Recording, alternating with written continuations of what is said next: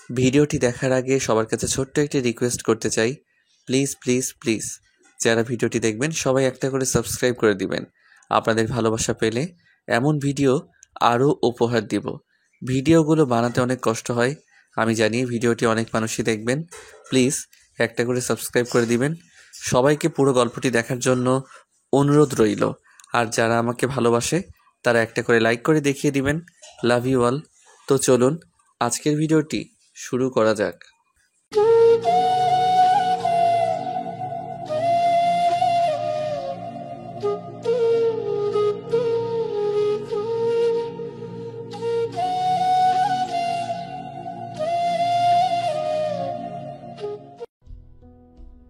চায়ের পাতিল থেকে গরম ফোটানো চাটা সিয়াম ভাই আর আমার হাতের উপর ঢেলে দিল। আমার মনে হলো আমার চারদিকে অন্ধকার হয়ে আসছে, এত জ্বালা করছে। যখন আমি চিৎকার দিতে যাব তখন সিয়াম ভাই আমার মুখ চেপে ধরলেন। ব্যথায় আর ছোটার জন্য আমি ছটফট করছি, তখন সেই হাতেই সিয়াম ভাই আমার হলুদের গুঁড়া আর লবণ ঢালতে লাগলেন। হাতে কি পরিমাণ জ্বলছে আমি চিৎকার দিয়েও কান্না করতে পারছি না। এসব সহ্য করতে না পেরে যখন জ্ঞান হারালাম তখন সিয়াম ভাই আমাকে কোলে তুলে নিয়ে আমার রুমের মধ্যে রেখে টেবিল থেকে পানির জগ নিয়ে বাহির থেকে দরজা আটকে বেরিয়ে গেলেন, যাতে আমার জ্ঞান আসলেও আমি হাত ধুতে না পারি। সিয়াম, জগ নিয়ে কোথায় যাচ্ছ? আর সায়ুকে দেখছি না কেন? পানি নেই আমার ঘরে আয়ানা, আমি পানি আনতে যাচ্ছি। আর দেখো তোমার সায়ু কোথায় চলে গেছে কে জানে। আয়না সিয়ামের কথা বিশ্বাস করলো কিনা তা তার চেহারা দেখে বোঝা যাচ্ছে না। সিয়াম আয়নাকে তার সাথে নিয়ে তার মায়ের রুমে গেল। পুপ্পির রুমে কেন যাচ্ছি আমরা সিয়াম? আম্মু বলেছে যেতে, গল্প শোনাবে আজ আমাদের। সিয়াম আয়নাকে নিয়ে ওর মায়ের ঘরে চলে গেল, যাতে সে সায়রার খোঁজ না নিতে পারে। ওইদিকে আয়নার জ্ঞান ফিরল। হাতের মধ্যে কেউ আগুন লাগিয়ে দিয়েছে এমন জ্বালা করছে তার হাতে। রুমের মধ্যে পানি খুঁজতে লাগলো সে, কিন্তু সে পেল না। কিভাবে পাবে? সিয়াম যে পানি নিয়ে গেছে। সায়রার রুমে অ্যাটাচ বাথরুমও নাই। অবশেষে সে তার কলেজের ব্যাগের মধ্যে বোতলে পানি পেল। হাত ধুতে গিয়ে পানি লাগতেই আরও জ্বলে উঠছে। বাম হাতের উপর পিঠের চামড়া ঝলসে গেছে। নিজের এই কোন পরিস্থিতি দেখে আজ নিজের উপর কান্না পাচ্ছে তার। অনেক যন্ত্রণা হচ্ছে তার। ফুপিয়ে কাঁদতে কাঁদতে সে ওখানেই শুয়ে পড়ল। আর সকালে এ কথা মনে করতে লাগলো সে। সকালে মাছটা একটু পুড়ে যাওয়ায় খালা আমার চুলের মুঠি ধরে কটাইয়ের উপর থেকে গরম খুচুনটা নিয়ে আমার পিঠে চেপে ধরে। পিঠ আমার জ্বলে যাচ্ছে, কিছুই বলতে পারছি না। বললেই ওনার পাশবিক নির্যাতন আরও বেড়ে যাবে। কান্নামাখা কণ্ঠে বলে সায়রা, আমাকে ছেড়ে দিন খালা, আমার ভুল হয়ে গেছে, আর এমন হবে না। ভুল কিভাবে হয়? মন কই থাকে তোর? হ্যাঁ, আজকে তোর ভাই আসবে জানিস না তুই? ওর প্রিয় মাছ এটা কিভাবে পুড়ে? খালার সাজালো কণ্ঠে কেঁপে উঠি আমি। আজ খালার একমাত্র ছেলে সিয়াম আসবে ঢাকা থেকে। এই লোক আসা মানে আমার উপর দ্বিগুণ অত্যাচার বাড়বে। সিয়াম ভাই কেন জানি না আমাকে পছন্দ করে না। আমি ইচ্ছে করে এমন হই নাই খালা, আসলে আমি একটু অন্যমনস্ক হওয়াতে এমন হয়েছে, আর হবে না। অন্যমনস্ক কেন হবি তুই? মন কোন নাগরের কাছে রেখে আসছিস? খালার মুখের ভাষা ভয়ঙ্কর বিশ্রী, কেউ বলতে পারবে না। খালা শুধু আমার বেলায় এমন। আমাকে দেখে আমার মা নাকি খালুর সাথে পালিয়েছে, সেই থেকে আজ অবধি খালার সব ক্ষোভের শিকার আমি। উত্তর না দিয়ে নিজের মতো কাজ করতেছি। খালা এবার নিজে গালাগাল করতে করতে বেরিয়ে গেল। আমি নিজের করুণ অবস্থা দেখে হাসছি। আমাকে একজন কথা দিয়েছিল আমার সব কষ্টের ভাগ তিনি নিবেন। আজ কোথায় সে? মানুষ বড়ই বিচিত্র, কেউ কি পারে কারোর কথা রাখতে? উনি হয়তো এত বছরে আমাকে ভুলেই গেছে, আর আমার দেওয়া কথা মনে রাখবে? ছোটবেলায় বলা কথাগুলোকে ঘিরে আমি এখনো দিবা স্বপ্ন দেখি। নিজের উপর তাচ্ছিল্যের হাসি আসে। দুপুর গড়িয়ে বিকাল হলো, সিয়াম ভাই হয়তো এসেছেন। খালা দৌড়ে বেরিয়ে গেলেন ছেলেকে দেখতে, আর আমি ধীরে ধীরে তার পেছনে গেলাম। খালাকে দেখে সিয়াম ভাই জড়িয়ে ধরল। এতগুলো দিন পরে ছেলেকে পেয়ে কান্না করে দিলেন খালা। আরে মা, এত কান্না করে না, তোমাকে অনেক নাপচা দেখাবো জানো। চুপচাপ জানো, তোমার জন্য আমিও সারপ্রাইজ নিয়ে আসছি। সিয়াম ভাইকে অনেক সুন্দর দেখাচ্ছে, এত খুশি আগে কখনো দেখি নাই। কি সারপ্রাইজ বাবা, এতদিন পরে তোকে দেখলাম, একটু কান্নাও করতে দিবি না? সিয়াম ভাই খালার কথা শুনে মুচকি হেসে গাড়ি থেকে আরেকজনের হাত ধরে বের করে আনলেন। গাড়ি থেকে জিন্স পরা আর হাফ কুর্তি পরা এক অপরূপ সুন্দরী মেয়ে নেমে এলেন। খালা খুব অদ্ভুতভাবে তাকিয়ে আছে মেয়েটির দিকে, আর মেয়েটিও খালার দিকে তাকিয়ে হাসছে। কেমন আছো পুপি তুমি? আলহামদুলিল্লাহ। আয়ানা মামনি, তুমি কত বড় হয়ে গিয়েছো, চিনাই যাচ্ছে না। তুই আসবি সিয়াম আমাকে বলে নাই। বাড়ির সবাই কেমন আছে? আরে আবার কান্না করতেছো কেন তুমি পুপি? আমি আসছি না, দেখবা এবার সবাই আসবে, দেখো সব ঠিক হয়ে যাবে। আমাকে এইখানেই দাঁড় করিয়ে রাখবা। খালামুনি এবার চোখের পানি হাত দিয়ে মুছে ফেললো আর তাদের বাড়ির ভেতরে যেতে বলল। আমি চিনতেই পারছি না উনি কে, অথচ খালাকে ফুপ্পি ডাকছে। সিয়াম ভাইয়া আমার দিকে তাকিয়ে হনহন করে ভেতরে চলে গেল। আমার চেহারা দেখলেই নাকি তার আমার মায়ের কথা মনে পড়ে যায়, রাগ হয়ে যায়। মেয়েটি এবার আমাকে দেখে আমার কাছে এগিয়ে আসে। সায়রা তোমার নাম, এম আই রাইট? হ্যাঁ, আমার নাম সায়ারা। আপনি কিভাবে জানলেন? আমি তোমার মামাতো বোন আয়ানা। আমার কথা কি তোমার মনে নেই সায়রা? সরি আপু, মনে ছিল, কিন্তু এতগুলো বছর পর দেখে কি চেনা যায়? আর সেই কোন ছোটবেলায় দেখেছি তাও স্পষ্ট মনে নাই আমার। থাক, সমস্যা নাই, এখন আমি আসছি, সব মনে করিয়ে দিব। চলো এবার। আয়না আপুর ব্যবহার খুব অমায়িক। এই বাড়িতে আজ অনেক দিন পরে আমার সাথে ভালো ব্যবহার করলো কেউ।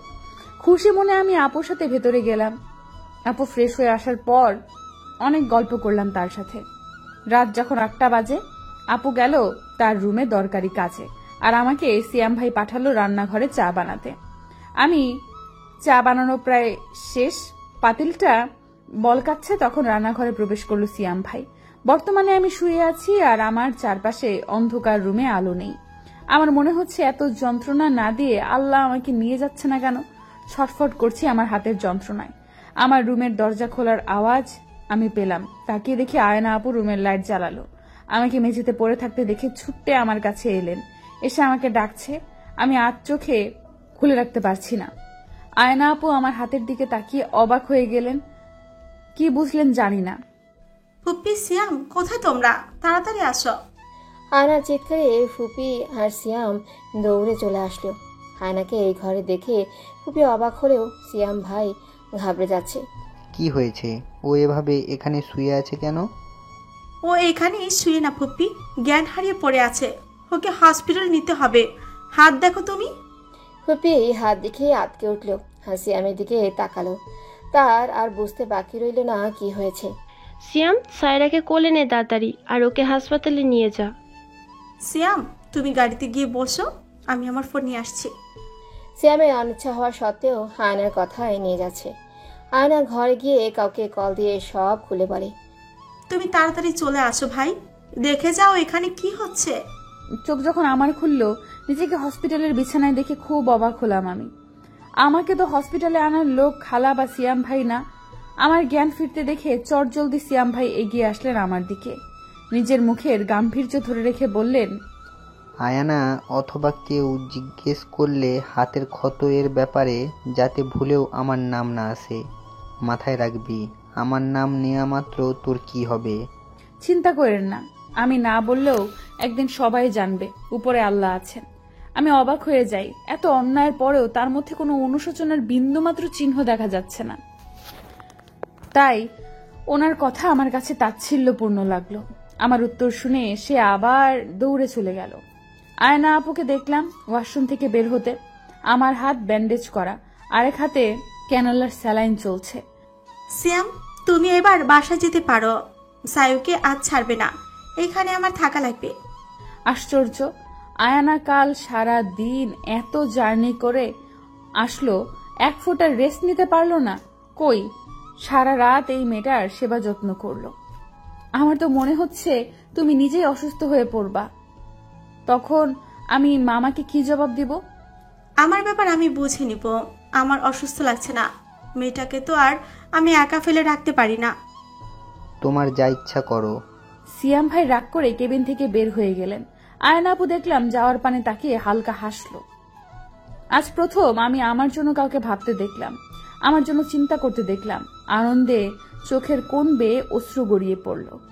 কেউ তো আমার যত্ন করতে পারে, ভালোবাসতে পারে, এই কথাটা বিশ্বাস হচ্ছে না। আমাকে কান্না করতে দেখে আয়না আপু বিচলিত হয়ে পড়লেন। কি হয়েছে সায়ু পাখি? তুমি কান্না করছো কেন? কোথাও ব্যথা পেয়েছো? কষ্ট হচ্ছে? ডাক্তারকে ডাকবো? না আপু, অনেকদিন পরে কেউ এইভাবে আমার যত্ন নিল, আমার কথা ভাবলো, তা দেখে আমার কান্না চলে আসছে। দূর পাগলি, এভাবে কান্না করে না। ফুপ্পি বা সিয়াম কেউ তোমার যত্ন নেয় না। আসলে বাদ দিন আপু, তুমি টায়ার্ড না, রেস্ট নিলেই পারতে। সমস্যা নাই, একজন আসতেছে, আসলেই আমি চলে যাব, সে থাকবে। আয়না আপু হয়তো খালা আসলে চলে যাবেন, তাই আর কথা বাড়ালাম না, চুপচাপ শুয়ে পড়লাম। আয়না আপু দেখি ফোন নিয়ে ফোন টিপছে। আমার একা একা বোরিং লাগছে খুব এভাবে শুয়ে থাকতে। অতীত থেকে ঘুরে আসা যাক। অতীত, আমি সায়রা জাহান, আমি আমার মায়ের একমাত্র মেয়ে। আমার বাবা ছোটবেলায় মারা গেছেন। আমার ততটা মনে নেই, তখন আমার 5 কি 6 বছর। আমরা খালাদের বাসায় থাকতাম। খালার এক ছেলে সিয়াম মাহমুদ, সায়ান হলো আমার মামাতো ভাই। সায়ান ভাই অনেক ছোট, তখন মামা মামি বিদেশে চলে গেছে আয়না আপু আর সায়ান ভাইয়াকে নিয়ে। যাওয়ার আগে সায়ান ভাই আমাকে বলে গেছে, তো সব ভালো মন্দ আমার দায়িত্ব। পিচ্ছি, অপেক্ষায় থাকিস, আমি ফিরবো। আমি বাচ্চা ছিলাম, সায়ান ভাই বলতে পাগল ছিলাম। আমার খেলাধুলো, আবদার সব সায়ান ভাইয়ের কাছেই ছিল। তার জন্যই খালার এত অপমান সহ্য করে পড়ে আছি আমি। তার চেহারাও আমার ঠিক মনে নেই। হঠাৎ একদিন খবর এলো আমার মা আর খালু দুজনে কি পালিয়ে গেছে। মায়ের আর খালুর কোনো খোঁজ খবর নাই। এরপর সবাই ভাবলো খালুর সাথে মা পালিয়ে গেছে। কিছুদিন পর খবর পেল তারা বিয়ে করে অনেক দূরে চলে গেছেন। আমি জানি না কেন মা কিভাবে নিজের মেয়ে ও নিজের বড় বোনের জীবন কিভাবে নষ্ট করলো। বাবাকে হারানোর পর থেকে সিয়াম ভাই পাল্টে গেল, আমাকে সহ্যই হয় না তার। যেই খালার চোখের মনি ছিলাম, আজ হলাম তার 2 চোখের বিষ। এতে কি আমার দোষ? আমিও তো মাকে হারিয়েছি, বাবাকে হারিয়েছি। খালা আমাকে প্রচুর মারে, কাজ করায়, তবুও আমি কিছু বলি না। না বললে বলবে মায়ের পাপের শাস্তি আমি পাচ্ছি। আমার তো দাদি বাড়ির কেউ খোঁজ নেয় না, কারণ বাবার সম্পত্তি তার ভাইরা মিলে ভাগ করে নিয়েছে। আমার খোঁজ নিলে যদি আমি সম্পত্তির দাবি করি, আমার সাথে এসব আজ নতুন হচ্ছে না, বর্তমান। অতীতের কথা ভাবতে ভাবতে কখন আবার ঘুমিয়ে পড়লাম জানা নেই। কেবিনে একজন সুদর্শন লোক প্রবেশ করলো। লোকটির গায়ে অ্যাপ্রন পরা দেখেই বলবে এই হসপিটালের কোনো ডক্টর। আয়না লোকটিকে দেখে জড়িয়ে ধরে। লোকটিও পরম যত্নে আয়নার মাথায় হাত বুলিয়ে দিচ্ছে। আমাকে ক্ষমা করবা, আমি যে কাজে আসছিলাম তাতে ব্যর্থ হয়েছি। আমি এই বাচ্চা ফুলকে রক্ষা করতে পারলাম না। ফুটফুটে মেয়েটার এই কি অবস্থা হয়েছে। আয়না ধীরে ধীরে কথা বলছে আর কান্না করছে। সে কিছুতেই মানতে পারছে না সায়রার প্রতি হওয়া এই অন্যায়। Don't cry my little princess, কান্না করে না একদম। তোর কোনো দোষ নাই। Stop blaming yourself dear. যারা এর প্রকৃত দোষী, শাস্তি তো তারা পাবে। ডাক্তারের কণ্ঠে অনেক রাগ প্রকাশ পাচ্ছে। রাগে তার শ্যামবর্ণ মুখ শক্ত হয়ে আছে। দেখেই বোঝা যাচ্ছে যে নিজের রাগ সে কন্ট্রোল করার চেষ্টা করছে। কিভাবে হলো সায়ু? কিছুতেই বলছে না। ওর এই অবস্থার কথা হয়তো মুখ ফুটে বলবেও না। আমার না রাগ হয়, এত ভালো কেউ ওকে হতে বলছে। ড্যাড আর মম ফুপ্পিকে কত বলেছে যে সায়ুকে আমাদের কাছে পাঠিয়ে দিতে, কিন্তু ফুপ্পি কিছুতেই রাজি হয় নাই। সায়ুর খোঁজ নিব দেখে আমাদের সাথে সব যোগাযোগ বন্ধ করে দিল, নিজেদের ঠিকানা পাল্টে নিল। নিজেরা এই মেয়েটাকে স্বাভাবিক জীবন দিবেও না, আর আমাদেরকেও দিতে দিবে না। চুপ কর, এখন তুই ক্যান্টিনে গিয়ে খেয়ে আয়। যা, আমি আছি এখানে। আর আমার ব্যাপারে এখনই কাউকে কিছু বলবি না। আচ্ছা। আয়না ছেলেটার কথায় চলে গেল। ছেলেটা এবার আয়নার বেডের দিকে এগিয়ে গেল। পাশে রাখা টুল পেতে এক দৃষ্টিতে সায়রাকে দেখতে লাগলো। সায়রা হাতের আঙ্গুল থেকে কবজি অবধি ব্যান্ডেজ করা। কতটা কষ্ট মেয়েটা পেয়েছে তা তার মনির চেহারার দিকে তাকালেই বোঝা যায়। হলুদ ফর্সা মুখশ্রী যেন এখন ব্যথায় শুকিয়ে গেছে। মেয়েটা এত শুকনা কেন? ওকে কি কেউ খাবার দেয় না? এবার ছেলেটা তার হাত দিতেই সায়রার মাথায় হাত বুলে দিতে লাগলো। সায়রা নড়ে পাশ ফিরে শুতে সায়রার পিঠের উপর এক অংশে পুড়ে কালচে হয়ে আছে। ফর্সা দেহে পোড়ার দাগ পুরো স্পষ্ট ফুটে আছে। রাগে চোখ মুখ খিচে বন্ধ করে নিল ছেলেটি। মানুষ এত পাষাণ কিভাবে হয়? এইটুকু মেয়ের গায়ে হাত তুলতে কি তাদের মায়া লাগে না? সাইড থেকে বার্ন ক্রিম নিয়ে ছেলেটি সাইরার পিঠে পোড়া স্থানে লাগিয়ে দিল। এর মধ্যে স্যালাইন শেষ হওয়ায় থাক খুলেও দিল। হাত ড্রেসিং করাতে হবে এখন, না হলে ইনফেকশন হয়ে যাবে। কেবিন থেকে বেরিয়ে নার্স ডেকে নিয়ে আসলো। নার্স এসে সাইরাকে ডেকে তুলল। আগে যখন ড্রেসিং করানো হয়েছিল তখন সাইরা অজ্ঞান ছিল, এখন তো সে সজ্ঞানে। এখন কি হবে? মেয়েটি যখন সাইরার হাতের ব্যান্ডেজ খুলে পরিষ্কার করতে নিল, সাইরা ব্যথায় জোরে চিৎকার দিল। সাইরার চিৎকারে ছেলেটিও আয়না দৌড়ে চলে এলেন। সাইরার চিৎকারে আগন্তুক যুবক ও আয়নার ক্যাবিনে এসে পড়ে। তারা এসে দেখে নার্স সাইরার হাত নিচে নামাতেই বলছে, আর সাইরা তার হাত উপরের দিকে তুলে বাচ্চাদের মতো কান্না করতে আছে। ম্যাম, আপনি এভাবে হাত সরিয়ে নিলে আমি হাত ড্রেসিং করব কিভাবে? আমি খুব ব্যথা পাচ্ছি আপু, ছেড়ে দিন, করা লাগবে না। ড্রেসিং না করলে তো আপু হাতে ইনফেকশন হয়ে যায়। নার্স আপনি উঠুন, আমি করে দিচ্ছি। জি স্যার। পুরুষালী কণ্ঠস্বর পেয়ে সাইরা মাথা ঘুরিয়ে দরজার দিকে তাকায়। ওখানে ডাক্তার আর সাথে আয়না আপুকে দেখে। নার্স ডাক্তারের কথায় উঠে যায়, আর সেই ডাক্তার গিয়ে বসে সাইরার সামনে। সাইরা ডাক্তারকে দেখে তাকিয়ে আছে, কেমন যেন চেনা চেনা লাগছে তার কাছে। সাইরা ডাক্তারকে দেখে কিসব ভাবতে ব্যস্ত। তখন ডাক্তার সাইরার হাত ধরে পরিষ্কার করে ফুটিয়ে দিয়ে হাত ড্রেসিং করছে। সাইরা এতটাই মগ্ন ডাক্তারকে দেখতে যে টের পেল না কখন ডাক্তার তার হাতে ড্রেসিং করে হাত ব্যান্ডেজ করে ফেলেছে।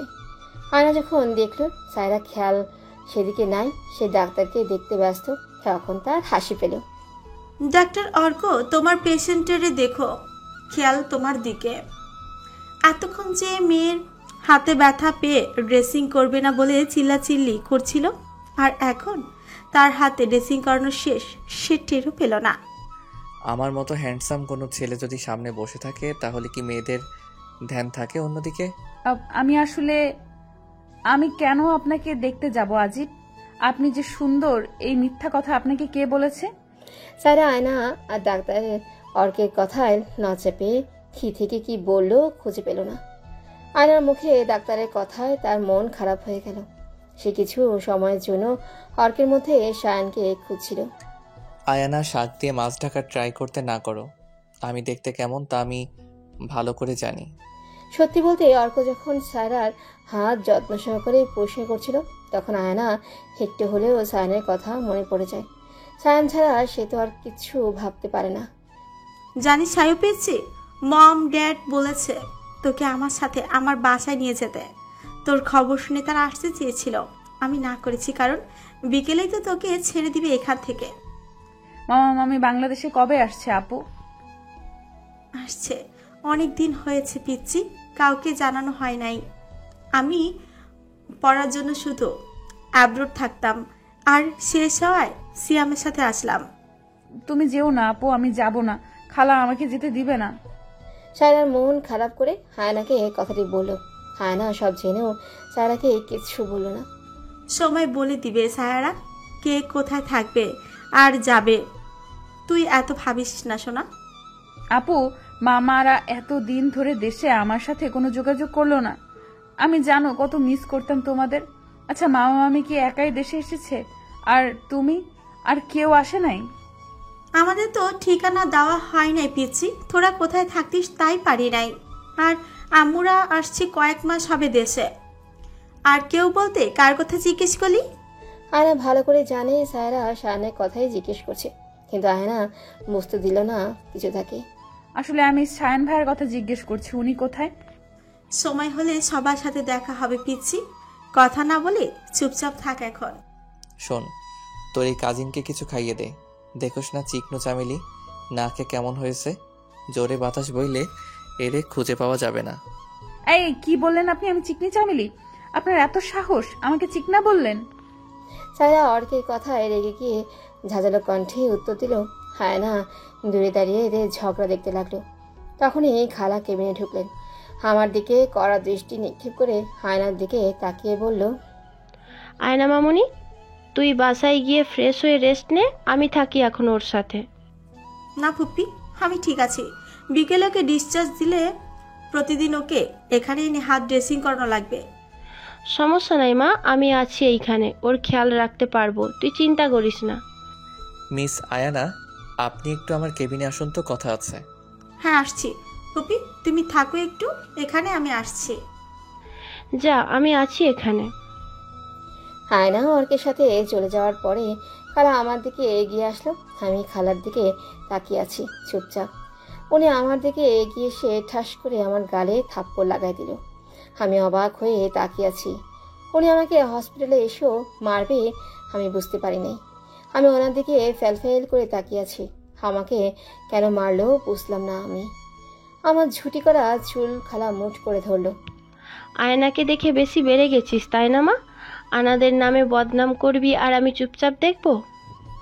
আমি কিছু বলি নাই, খালা আমাকে ছেড়ে দিন, আমি ব্যথা পাচ্ছি। মনে রাখবি আয়না, এইসব ব্যাপারে যেন বুঝতে না পারে, তাহলে আমার থেকে খারাপ দ্বিতীয় কেউ হবে না। তুমি নিশ্চিন্তে থাকো, আমি নিজের মুখে কখনো বলবো না। কিন্তু খালা, সত্যিটা কি কখনো চাপা থাকে বলো? এত বড় বড় কথা শুনতে আমি চাই না। আমি আয়নার সাথে সিয়ামের বিয়েটা দিতে চাই। এর মধ্যে তুই যদি কোনো বাধা দিতে আসিস তখন বুঝবি আমি কে। সারা কি উত্তর দিবে?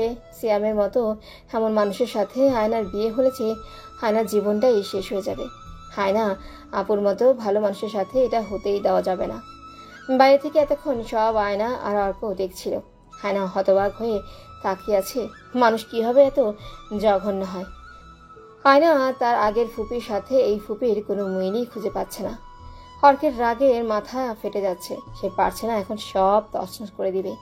রাগ কমাতে পাশের দেয়ালে 2-3টে ঘুষি মেরে দিল। কি করছিস ভাইয়া? শান্ত হ, ব্যথা পাবি তো হাতে। এভাবে কেউ করে? আমি কি করবো আয়ু? এইভাবে ওই মেয়েটাকে মার খেতে দেখবো? তারা এই বাচ্চা মেয়েটার সাথে এমন করছে কেন? তার কি দোষ? শান্ত হ, ঠান্ডা মাথায় ভেবে কিছু ডিসিশন নে ভাই, রাগলে ক্ষতি হবে শুধু। হায়না কেবিনে গিয়ে বসলো। ফুপিকে ডাক্তার তার চেম্বারে ডেকেছে। হায়না কথা মতো ফুপি অর্কের কেবিনে আসলো। আসুন আসুন, আমি আপনার জন্য অপেক্ষা করছিলাম। কি ব্যাপারে ডাকলেন বলেন? তা মিস সায়রার হাত পড়ল কিভাবে? চা ঢালতে গিয়ে ভুলে নিজের হাতে ঢেলে ফেলেছিল। তা ভুলে ঢেলেছিল নাকি কেউ ইচ্ছাকৃতভাবে ফেলেছে? অর্কের এমন কথায় সায়রার খালা ঘামছে। কিভাবে কি বলবে? কাজ তো তার ছেলে করেছে। কি সব আবল তাবল বকছেন? কে করবে এইসব? নিজের থেকেই হয়েছে। শাট আপ মিসেস পারুল। আমরা সায়রার পিঠে হাতে নানা পোড়ো মারের ছাপ স্পষ্ট দেখেছি। যা দেখেই বোঝা যায় আপনারা কিভাবে ওই মেয়েকে টর্চার করেন। অর্কের কথায় সিয়ামের মায়ের কাঁপাকাঁপি অবস্থা। সে ভয় আছে, এবার যদি সবাই সত্যি জানে তাহলে কি হবে? তুমি এসব কি বলছো বাবা? আমরা কেন ওকে মারবো? আমি যতদূর জানি সায়রা বিবাহিত নয় যে শ্বশুরবাড়ির লোকজন ওর সাথে এমন বিহেভ করবে। আর ও থাকে আপনার কাছে। তাহলে আপনার বাসায় আপনি আর আপনার ছেলে ব্যতীত কেউই তো থাকে না। বাবা চুপ করো তুমি। যা চাও আমি সব দিব। আমার একটা ডিল করি, তুমি চুপ থাকলে যা চাইবা তাই পাবা। Are you sure madam? আমি যা চাইবো তাই দিতে পারবেন? হ্যাঁ, কত টাকা চাই তোমার? তুমি শুধু অ্যামাউন্টটা আমাকে বলো, আমি তোমাকে দিয়ে দিব। আচ্ছা, এখন না, সময় হলে চেয়ে নিব। আপনি অপেক্ষা করুন। মানে বুঝলাম না। আমি আমারও বিকেলে চলে যাব, এরপর কিভাবে? প্রতিদিন আমার কাছে সায়রার আশা লাগবে ড্রেসিং করাতে। কিন্তু একটা জিনিস, তোমাকে আমার খুব চেনা চেনা লাগে। এর আগেও কি কোথাও আমাদের দেখা হয়েছিল? হতেও পারে, তার সময় বলবে। আপনি এখন আসতে পারেন। আমার যখন ইচ্ছা হবে আজই যোগাযোগ করব। অর্ক কথা বলে নিজেই বেরিয়ে গেল হাসি দিয়ে কেবিন থেকে। অর্কের রাউন্ডে যাওয়ার সময় হয়েছে। অর্ক বেরিয়ে যাওয়ার পরেও খালা দাঁড়িয়ে ভাবছে ছেলেটা প্রচণ্ড হেয়ালি করে কথা বলে। ওর কথাবার্তায় অনেক রহস্য প্রকাশ পায়। এবার খালাও চলে আসে আমার কাছে। আপনাকে কেন ডেকেছিল পুপ্পি? তেমন কিছু না, শুধু বলল ওর খেয়াল রাখে আর ওকে সাবধানে কাজ করাতে। এইভাবে হলে সামনে যদি আরো বড় দুর্ঘটনা ঘটতে পারে। খালার কথা শুনে আয়না আপু মনে মনে হাসছে, কারণ সে জানে অর্ক ঠিক কি কি বলতে পারে। অথচ খালা কি সুন্দর বানিয়ে বানিয়ে মিথ্যা কথা বলে দিল। আয়না আপু শুধু মুচকি মুচকি হাসছে আর মনে মনে ভাবছে কিছু। ফুপি, তুমি এখন থাকবে নাকি চলে যাবে? কারণ আমি তো আছি, আর বিকেলে ডিসচার্জ করি একেবারে বাড়িতে ফিরবো আমরা। তুই যখন এইখানে থাকতে চাইছিস থাক, আমি না করব না। আমি বরং আসি, এইখানে থাকা আমার পক্ষে সম্ভব না। নিজের খেয়াল রাখিস আর সাবধানে থাকিস। আচ্ছা ফুপি, তুমি যাও, এত চিন্তা করো না, আমি বাচ্চা না। খালা কি সত্যি আয়না আপুকে নিয়ে এত চিন্তিত, নাকি পুরোটাই তার নাটক? কত সুন্দর উনি আয়না আপুকে স্নেহ করেন। হয়তো সত্যি খালা আয়না আপুকে ভালোবাসেন একমাত্র ভাতিজি বলে কথা। মনে মনে এসব ভাবছিল সায়রা শুয়ে শুয়ে। কিরে সাহেব পিচ্ছি, তোর মন খারাপ কেন? তেমন কিছু না আপু, আসলে ভাবছি কিছু। কি এমন ভাবি পিচ্ছি, আমি একটু শুনি। সায়রার কথা শেষ হতেই পেছন থেকে কেউ একজন বলে উঠল কথাটি। দরজার দিকে না তাকিয়ে সায়রা আর আয়না বুঝতে পারলো ডক্টর অর্ক এসেছে। সায়রাকে পিচ্চি সম্বোধন করায় সায়রা একটু ক্ষিপ্ত হলো, তবে বুঝতে দিল না কাউকে। সায়রা চোখ বন্ধ করে শুয়ে আছে চুপচাপ। সে এখন কী কারণে বুঝতে না পেরে অমনভাবে পড়ে আছে। অর্কের তৃষ্ণাত্ম আখি যুগল তো কেবল এত বছরের তৃষ্ণা মেটাচ্ছে তাকে দেখে। এই দেখায় কোনো দিন কোনো ক্লান্তি আসবে না।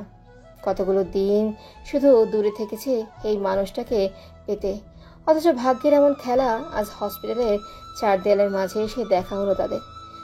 তবে অর্ক আজ মনে মনে প্রতিজ্ঞা করে কাল থেকে সায়রার জীবনে সায়রার সায়ান ভাই ফেরত আসবে। সায়ান এসে সায়ানের দেওয়া প্রতিটা কথা রাখবে। সায়ান যে তার পিচ্ছিকে সবার থেকে আগলে আগলে রাখবে। কেউ যেন আর কোনো ক্ষতি করতেই না পারে এই পিচ্ছির, সেই সব ব্যবস্থা সে করবে। হ্যাঁ না, ভাইকে ওভাবে তাকিয়ে থাকতে দেখে ভাইয়ের দিকে এগিয়ে গেল। ভাইয়ের কাঁধে হাত রেখে তাকে বলল, দেখিস সব ঠিক হয়ে যাবে ব্রো, চিন্তা করিস না তুই। আমি তো চাই ছুটকি সব ঠিক হয়ে যাক। আর জানিস ফুপি আমাকে অফার করছে যাতে সায়রাকে মারার এই সাব আমি ধামাচাপা দিয়ে দেই। আমাকেও চিনতে পারেনি। আমি না ছোটবেলার সেই ফুপির সাথে এই ফুপির কোনো মিল পাচ্ছি না।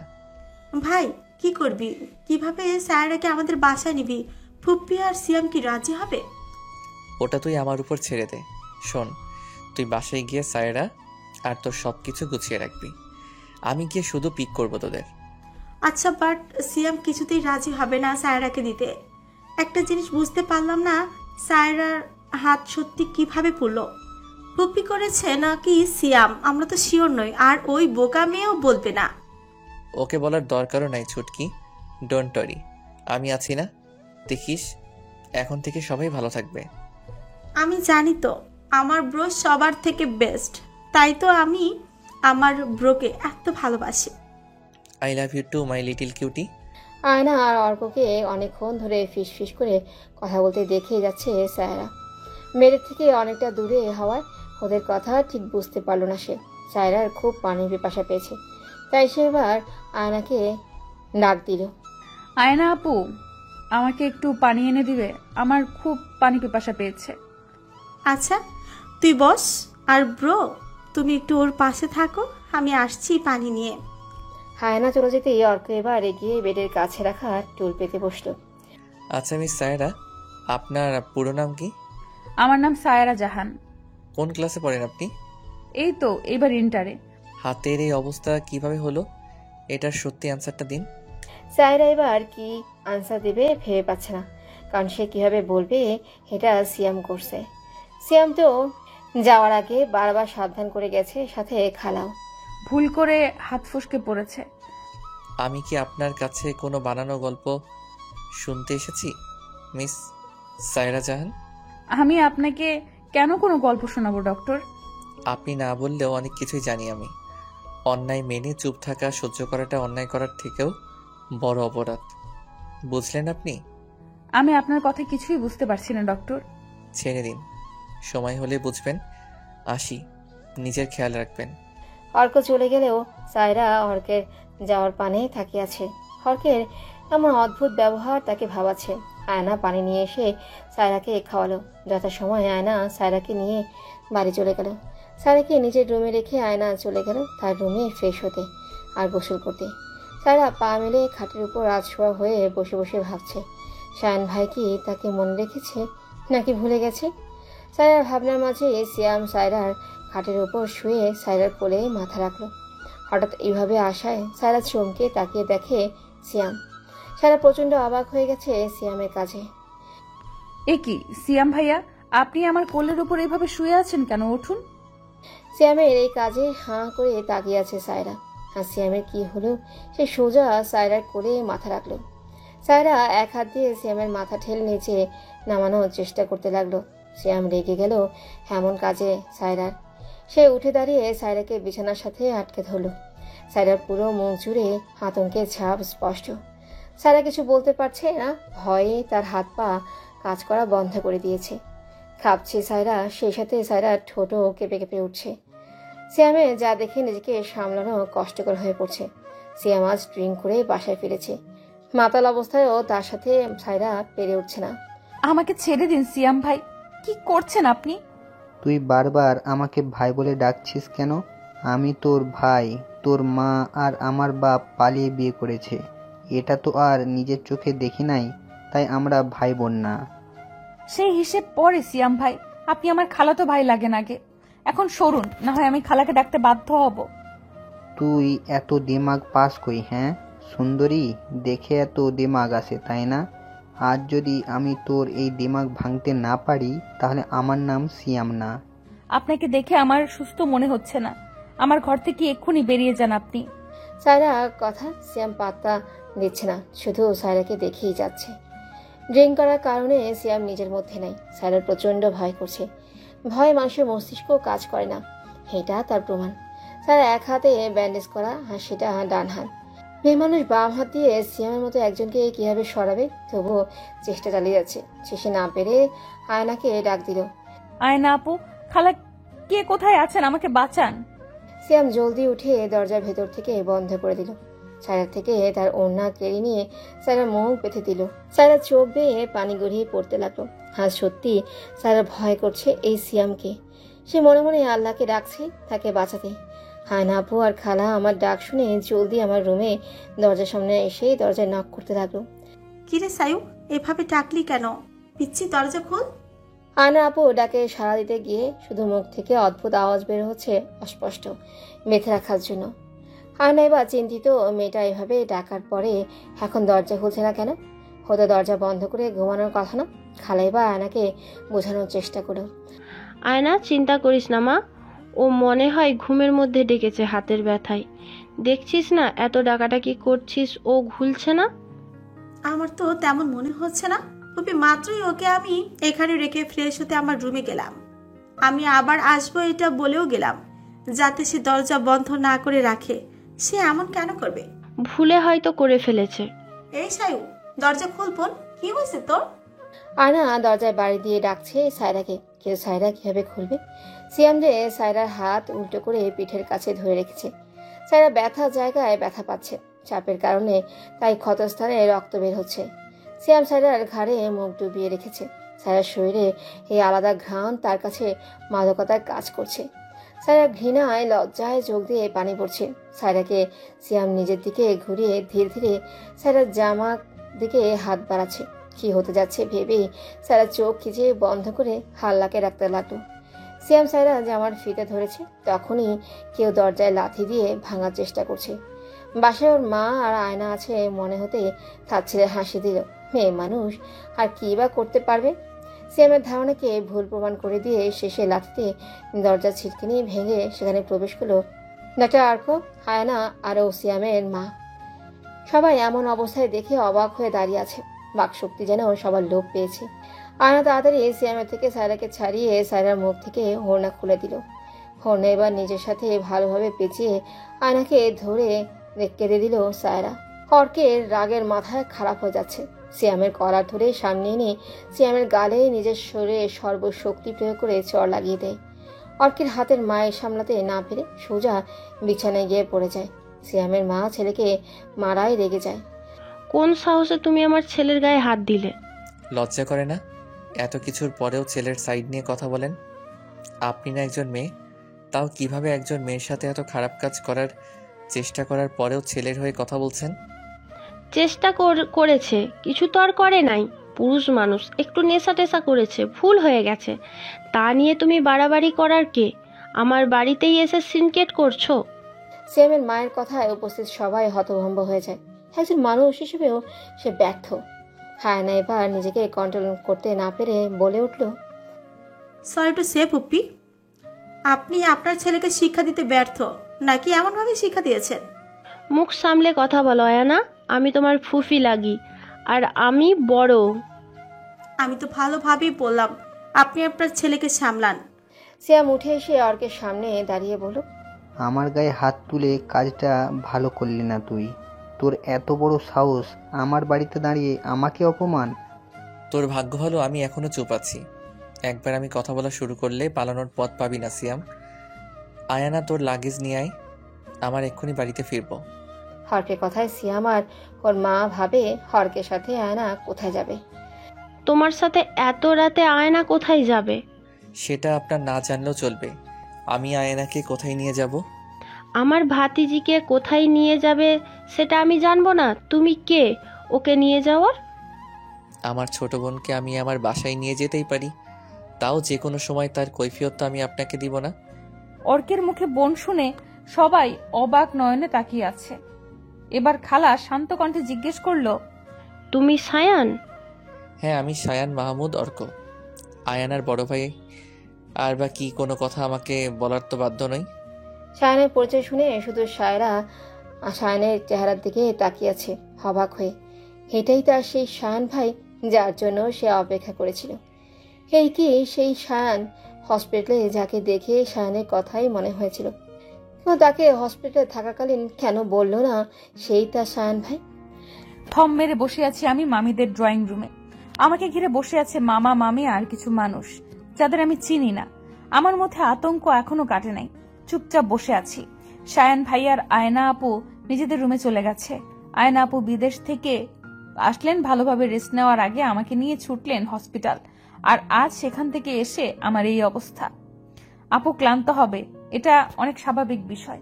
ক্ষুধা লেগেছে, আমার পেটের মধ্যে ব্যথা করছে। সেই হসপিটালে থাকাকালীন খেয়েছিলাম। মম, তুমি একটু সায়রাকে খাবার খাইয়ে দাও, পরে আয়না মেডিসিন খাইয়ে দিবে। সায়রার হাতের অবস্থা তো জানোই, এই হাতে নিজে খেতে পারবে না। আমার যে ক্ষুধা লাগছে উনি কিভাবে জানলেন? আমি মুখ ফুটে বলার আগে উনি উপর থেকে মামিকে ডেকে কথাগুলো বললেন। আমার ওষ্ঠদয়ে হাসির রেখা ফুটে উঠল। তখন মামির কথায় আমি ভাবনার জগৎ থেকে বেরিয়ে আসলাম। কি ব্যাপার, ব্যান্ডেজ এরকম লাল কেন? হাতে কি ব্যথা পেয়েছিস তুই সায়ু? হ্যাঁ, আসলে মামিমা হাতে একটু ব্যথা পেয়েছিলাম, তখন মেবি এরকম হয়েছে। সায়ান, তাড়াতাড়ি তোর ফার্স্ট এড বক্স নিয়ে আয় তো। মেয়েটা হাতে আবার ব্যথা পেল, তোরা দেখিস নাই? মামির ডাকে সায়ান ভাই নিজেই তাড়াহুড়ো করে চলে আসলেন। সোফায় আমার পাশে বসে রাগী দৃষ্টি নিক্ষেপ করলেন। আম্মু, তুমি ওর জন্য খাবার আনো, আমি দেখছি কি হয়েছে। সায়ান ভাইয়ের কথা মতো মামি রান্নাঘরের দিকে চলে গেল। আমি এবার মাথা নিচু করে বসে রইলাম। এই ব্যথা কখন পেয়েছিস? আমাকে আগে কেন দেখাস নাই? ওড়না দিয়ে এই জন্য হাত ঢেকে রেখেছিলি? আসলে সায়ান ভাইয়া তখন সিয়াম ভাইয়া এই হাতে অনেক জোরে চেপে ধরেছিল, তাই এমন হয়েছে। আর আপনি আর আয়না আপু রেগেছিলেন, আমিও ভয়ে ছিলাম, তাই বলা হয় নাই। উনি আমার কথা শুনলো কিনা জানি না। সে এবার আমার হাত থেকে ব্যান্ডেজ খোলা আরম্ভ করলো। ব্যান্ডেজ খোলার সময় হাতের চামড়ার সাথে টান খাচ্ছে, আর এতে আমি প্রচুর ব্যথা পাচ্ছি। চোখ বন্ধ করে সোফা খামচে ধরে আছি। নিজের কষ্টের কথা আগে বলতে হয়, পরিস্থিতির পরেও সামলানো যায়। নিজে ঠিক থাকলে আগে নিজের যত্ন নিজের নিতে হয়। নিজের ভালো অন্য কেউ ভাববে না, তা নিজেকেই ভাবতে হবে। নিজে সুস্থ থাকলে খুব ভালোভাবে অন্যের সাথে লড়াই করা যায়। প্রথম নিজের সমস্যার কথা নিজেকে খুলে বলতে হয়, কারণ সামনের মানুষ কখনোই আমরা না বলা অবধি আমাদেরকে বুঝবে না। সায়ান ভাইয়ের প্রতিটা কথা সত্যি। উনি কি সুন্দর করে আমাকে বোঝালেন। আমি মুগ্ধ হয়ে ওনার প্রতিটা কথা শুনতে ব্যস্ত ছিলাম। যে কখন উনি আমার পুনরায় ব্যান্ডেজ করে দিলেন আমি বুঝতেই পারলাম না। আপনি আমাকে কিভাবে ভুলে গেলেন সায়ান ভাই? ও কি আপনার মনে নেই? আমাকে দেওয়া কথাও কি আপনার মনে নাই? অযথা কথা বলা আমার পছন্দ নয় সায়রা। আমার কথা না ভেবে নিজের কথা ভাব তুই। আমি কিছু বললে কষ্ট তুই পাবি। নিজের আবেগ নিয়ন্ত্রণ করতে শিখ। প্রতিবাদ করা শিখে নে। সবসময় আমি বা আয়না কেউ তোর পাশে থাকবে না, আর না কেউ ছিল। আগে এসবের প্রতিবাদ করলে না ফুপির সাহস হতো তোকে অত্যাচার করার, আর না আজ সিয়াম সাহস পেত। সায়ান ভাইয়ের প্রতিটি কথার মধ্যে রাগের আভাস পাওয়া যাচ্ছে। রাগের মাথায় বলেও প্রতিটি কথা সত্যি। আমার অবস্থার জন্য আমি নিজেই দায়ী, তা বুঝতে পারছি। উনি নিজের রুমে চলে গেলেন। মামি আমাকে খাইয়ে দিয়ে আয়না আপুর রুমে দিয়ে আসলেন। আপুকে অনেক টায়ার্ড দেখাচ্ছে। উনি আমাকে আমার মেডিসিন খাইয়ে শুতে বলে লাইট অফ করে দিলেন। আপু ক্লান্ত, আপুর ঘুমের প্রয়োজন, তাই আমি জ্বালাতে চাচ্ছি না।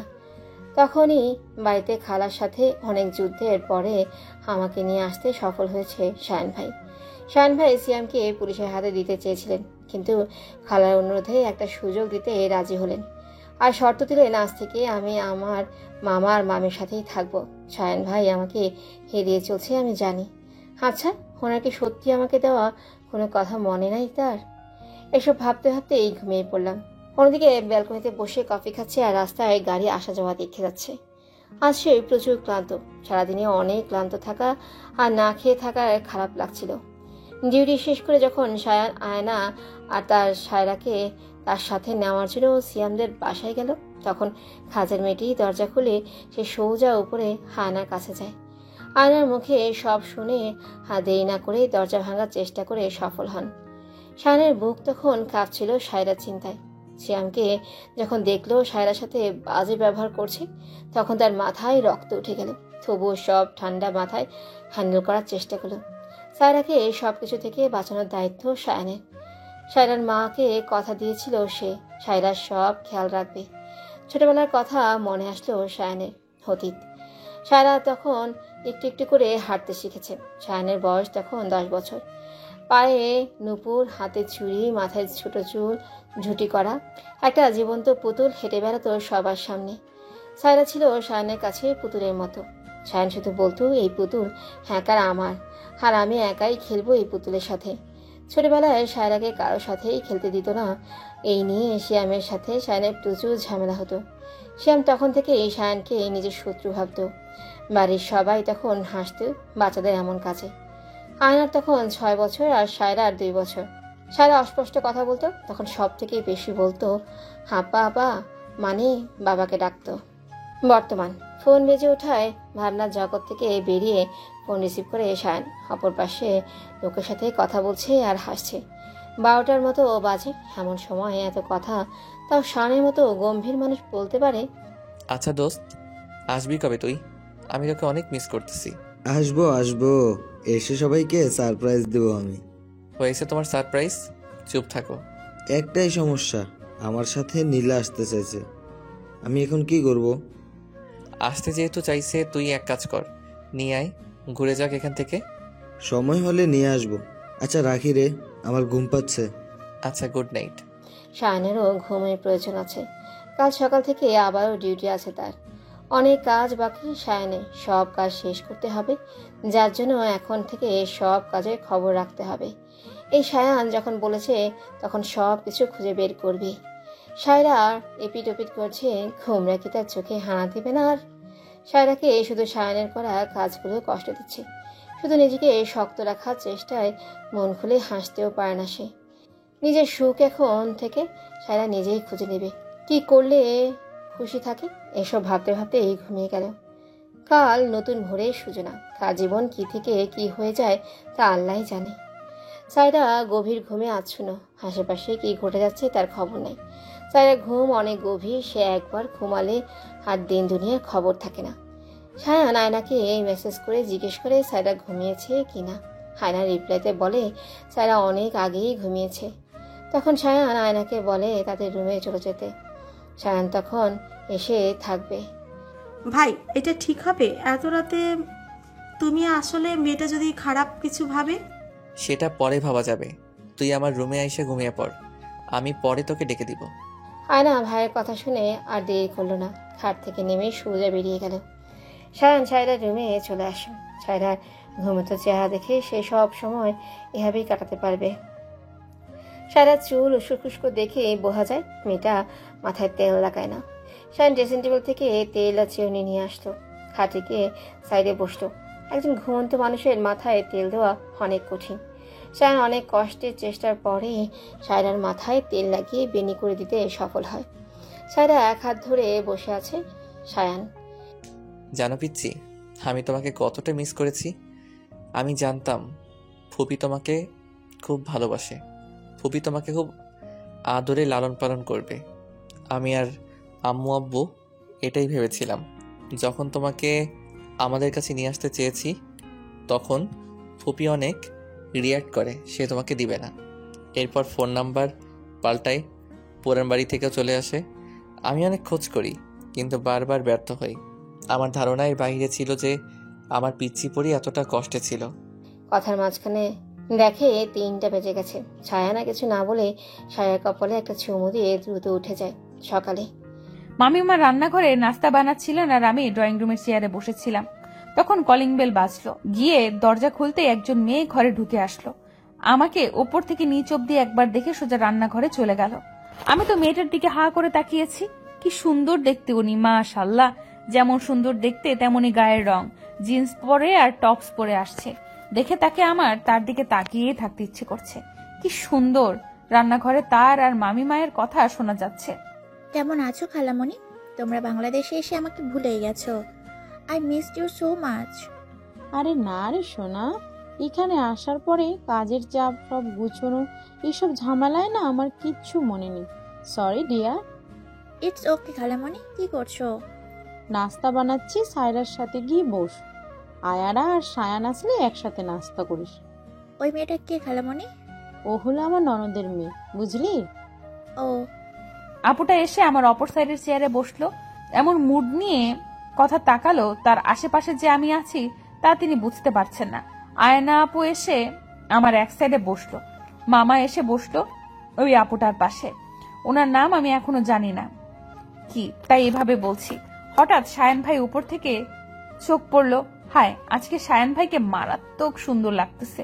কালো গেঞ্জি, কালো ট্রাউজার পরা সায়ন ভাইকে দেখে আপুটা মুচকি হেসে বলল, সায়ান, কাম সিট হিয়ার। ওনার পাশের সিট দেখিয়ে সায়ন ভাইকে বসতে বললেন। সায়ন ভাই করলো তার উল্টো, আমার পাশে বসে পড়লেন। আপুটা এটা দেখে মুখ কালো করে ফেললো। হয়তো উনি অপমানিত বোধ করছে। নো থ্যাঙ্কস লামিসা, আমি আমার চেয়ারে বসতে স্বাচ্ছন্দ্য বোধ করি বেশি। It's okay. তা আমার কল ধরারও দেখি আজকাল সময় পাচ্ছ না। আমাকে প্রয়োজন ব্যতীত কল করলে আমি কেন ধরবো? আমি আজাইরা বসে থাকি না। আমার প্রফেশনে এত সময় নাই আজাইরা পেঁচাল পাড়ার। আমার অনেক পেশেন্ট আছে, তাদের চিকিৎসা করার দরকার হয়।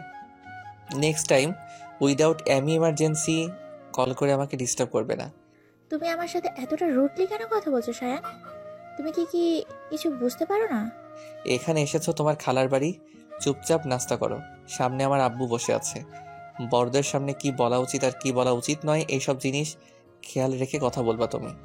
খালামণি, তোমার বাড়িতে আসার পর থেকে তোমার ছেলে আমাকে এইভাবে ইনসাল্ট করছে, তুমি কিছু বলবা না? আমি কি বলবো তোদের ব্যাপার, তোরা দেখ। বাচ্চাদের মধ্যে বড়দের হস্তক্ষেপ করা উচিত না। আমি এতক্ষণ এসব দেখে যাচ্ছিলাম। একবার সায়ন ভাইয়ের দিকে তাকিয়ে ওনার কথা শুনি, তো আরেকবার লামিসা আপুর দিকে তাকিয়ে ওনার কথা শুনি। আসলে জিনিসটা আমার অনেক ভাল লাগছে, আমি উপভোগ করছি। বলে না, বাঙালিরা ফ্রিতে বিনোদন আর ঝগড়া দেখতে ভালোবাসে। আপুটা রাগ নিয়ে নাস্তা খাচ্ছে। এসব দেখার চক্করে খাবারের কথা ভুলে গেছি। আমি রুটি ছিঁড়ে কিভাবে খাবো এটা বুঝতে পারছি না। আমাকে এভাবে বসে থাকতে দেখে মামা বলল, সাজু আম্মু, তুমি খাচ্ছ না কেন? চুপচাপ বসে আছো যে? আসলে মামু আমার হাত। কি হয়েছে তোমার হাতে আম্মু? মামাকে এখনো এই ব্যাপারে কেউ কিচ্ছু বলে নাই, তাই মামা কিছুই জানে না। আমার হাত তো পুড়ে গেছে, ব্যান্ডেজ করা, আমি কিভাবে খাবো? কিভাবে পুড়লো আম্মু? আমাকে জানাও নাই কেন? কি শুরু করলা? চুপচাপ খাও, পরে সব সৈন্য। আর সায়ান, তোর কাণ্ড জ্ঞান নাই? পাশে বসে আছোস, মেয়েটার রুটিগুলো ছিঁড়ে খাইয়ে দিতে পারোস না, নিজে একা একা গিলছিস। মামির কথা শুনে আহাম্মকের মতো তাকিয়ে আছে সায়ন ভাই। সবার সামনে যে মামি এইভাবে তাকে বলবে বেচারা ভাবতেও পারে নাই। আমার হাসি পাচ্ছে। সাইডে দেখি আয়না আপু মিটিমিটি হাসছে। লামিসা আপুটা রেগে যাচ্ছে। আজব খালামণি, তুমি এত বড় মেয়েকে সায়ান কেন খাইয়ে দিবে? তোমার কি বুদ্ধি লোপ পেয়েছে? লামিসা আপু কথায় আয়না আপু এবার তাকে বলে, তোমার কি বুদ্ধি আছে লামিসা? আপু বড়দের সাথে কিভাবে কথা বলে এটা জানো না? আর তোমার সমস্যা কই? আমার পিচ্চি সায়ুর যে হাতে ব্যথা, তাই ভাইয়া খাইয়ে দিবে। ওনাদের কথার মাঝে সায়ান ভাইয়া আমাকে খাইয়ে দিতে লাগলো। আমি চুপচাপ খাচ্ছি। আজ শুক্রবার হওয়ায় ভাইয়ার ছুটি, তাই ভাইয়া আজ বাসায় থাকবে। লামিসা আপু আর আয়না আপু কথা কাটাকাটির মাঝে আমার খাওয়া শেষ। ভাইয়া উঠে রুমে চলে গেলেন আর ফিরে আসলেন আমার মেডিসিন নিয়ে। আমাকে মেডিসিন খাওয়ানো হলে সে মামিকে বলে, আম্মু গরম পানি করে একটা বলে, গরম পানি আর একটা ঠান্ডা পানি দুইটা নিয়ে তুমি আর আয়না আমার রুমে আসো। তুমি আর আয়না বাদে যেন অন্য কেউ ভুলেও আমার রুমে না যায়। আর তুই টেলি আমার সাথে আয়। ভাইয়া কাকে টেলিফোন করে ডাকলো বুঝতে পারলাম না, তাই হা করে তাকিয়ে আছি ওনার যাওয়ার দিকে। আয়না আপু এবার উচ্চস্বরে হেসে ওঠে আর বলে, ভাইয়া তোকে টেলি বলেছে রে সায়ু, আর তুই হা করে ওইভাবে তাকিয়েছিস। আমাকে বলছে আমাকে কোন দিক দিয়ে টেলি লাগে। তোমার ভাই যে দিন দিন বুড়ো হয়ে যাচ্ছে আর বুদ্ধি কমে যাচ্ছে, বোঝো না? এই মেয়ে, এই সায়ানকে বুড়ো কেন বলছো? হ্যাঁ, কি সুন্দর হ্যান্ডসাম, দেখো। Stupid girl. লামিসা, ওর নাম আছে সায়রা। হয় নামে ডাকবি আর না হয় ডাকবি না। তুই সায়রার থেকে অনেক বড় বয়সে। ওকে স্নেহ আর ভালোবাসা দিলে ও তোকে রিটার্ন সম্মান আর শ্রদ্ধা দিবে। শায়ন ভাইয়া দরজা থেকে চেঁচিয়ে কথাগুলো বলল। আমার কি তাতে? আমি উঠে ভাইয়ার রুমে চলে গেলাম। ভাইয়া আমার হাত ড্রেসিং করবে, আমি তা বুঝতে পেরেছি। আমি চুপচাপ 2 পা ভাঁজ করে সুন্দর মতো বিছানায় বসে আছি। শায়ন ভাইয়া সব নিজের দরকারি মেডিসিনগুলো বের করছে। গরম পানি যে আনতে বলল, পোড়া হাতে গরম পানি লাগলে কি বেশি জ্বালা করবে না? তোর আমি ডাক্তার নাকি ভাইয়া ডাক্তার যে আমি এত বেশি বেশি ভাবি? নিজেই নিজের ভাবনা চিন্তা করে একা একা হেসে যাচ্ছি। তখন ভাইয়ার কথা কানে আসলো। একা একা শুধু পাগলরা হাসে, উইদাউট এনি রিজন। কি, আপনি আমাকে ইনডাইরেক্টলি পাগল বললেন? আমার কি আর বলা লাগলো? তুই তো নিজেই স্বীকার করলি। আমি ভাবতেছি আমি স্বীকার করলাম কখন? আমি তো প্রশ্ন করেছি, আর তাকে ভাইয়া ঘুরিয়ে আবারও আমাকে বোকা বানিয়ে দিল। আল্লাহ! হইছে, তোদের আর ঝগড়া না করে এইবার মেয়েটার হাত তো ড্রেসিং করিয়ে দিবি। মামির কথায় হাতের দিকে নজর গেল। উনি হাত ধরে রেখেছেন। মামি বিছানার উপর পানি রাখতেই উনি গরম আর ঠান্ডা পানি মিক্স করলেন। এবার বলে আঙুলে লাগিয়ে চেক দিলেন তাপমাত্রা। এরপর আমার হাত ওই বলের মধ্যে ভেজালেন। হালকা কুসুম গরম পানির মধ্যে হাত ভিজিয়ে রেখে উনি যত্ন সহকারে আমার হাতে ড্রেসিং খুলতে লাগলেন। ব্যান্ডেজ খোলার পরে আমার হাতের দিকে তাকালাম আমি। এত সুন্দর আমার হাত ছিল, আজ তার কি অবস্থা! কতটা ভয়ানক লাগছে দেখতে, যা দেখে সায়রা নিজেকে আর কন্ট্রোল করতে পারল না, ফুপিয়ে কেঁদে ওঠে। সায়রার কান্না দেখে সায়ন ব্যস্ত হয়ে যায়। কি হয়েছে পিচ্ছি, ব্যথা পেয়েছিস? কোথায় পেয়েছিস ব্যথা? আই এম সরি, আমি দেখি নাই। আমি ব্যথা পাই নাই তো শায়ন ভাইয়া।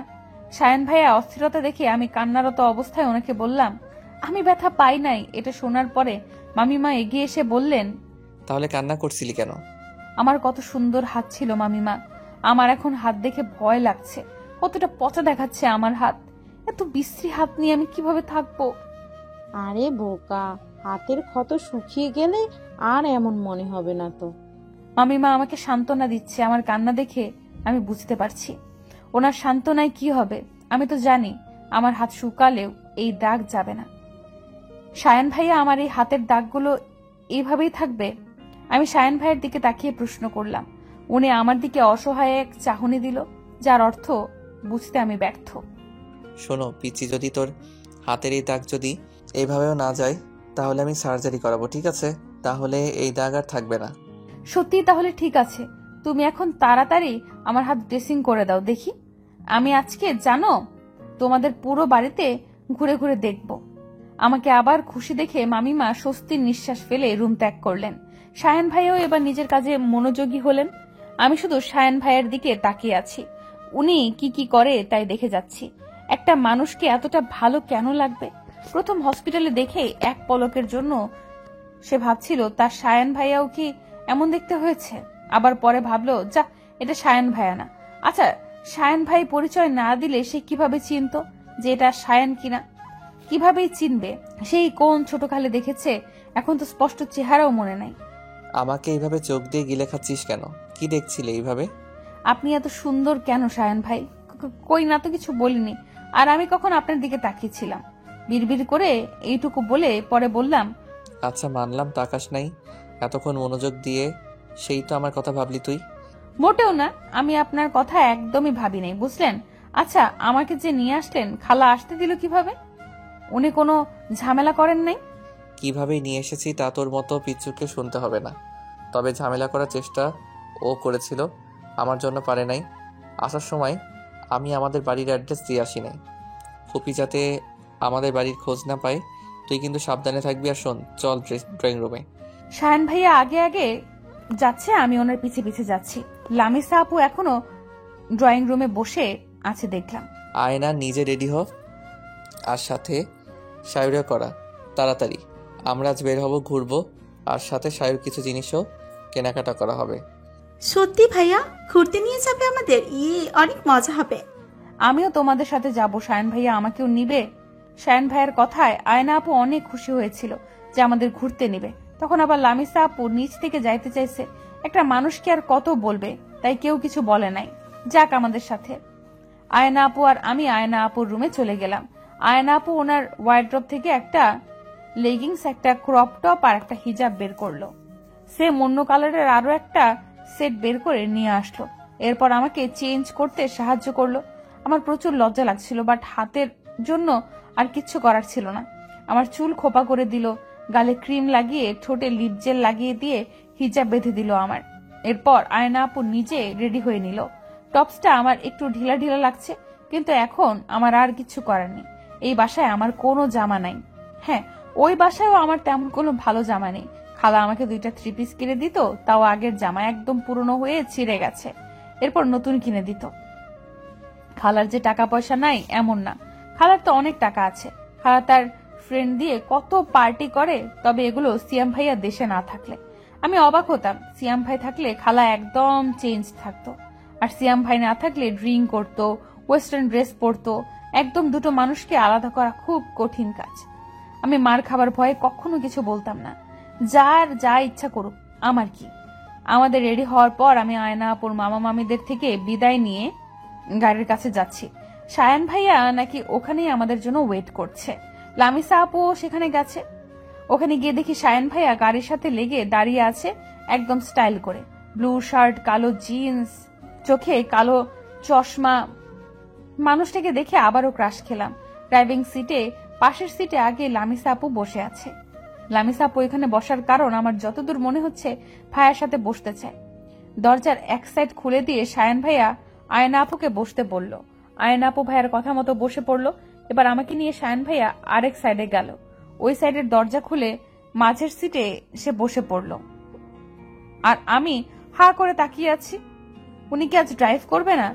এভাবে বড়দের মতো হা করে না তাকিয়ে থেকে উঠে পড়, তা না হলে তোকে এখানে ফেলেই আমি চলে যাব।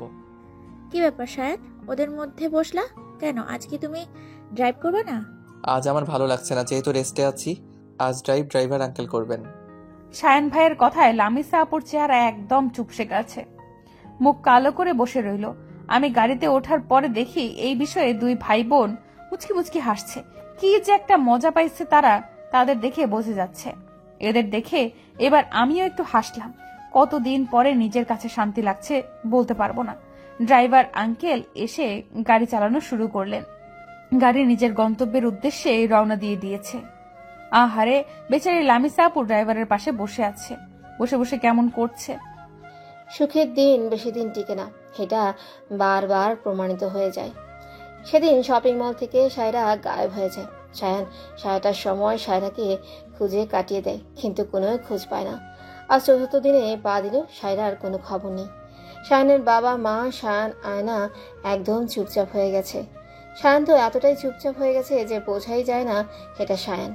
থানায় জিডি করা হয়েছে, পুলিশটা অনেক চেষ্টা করে যাচ্ছে, সায়রার খোঁজ পাচ্ছে না। শায়ান শিয়াম আর ওর মায়ের কাছেও গিয়েছে, কিন্তু কোনো খোঁজ যায় না।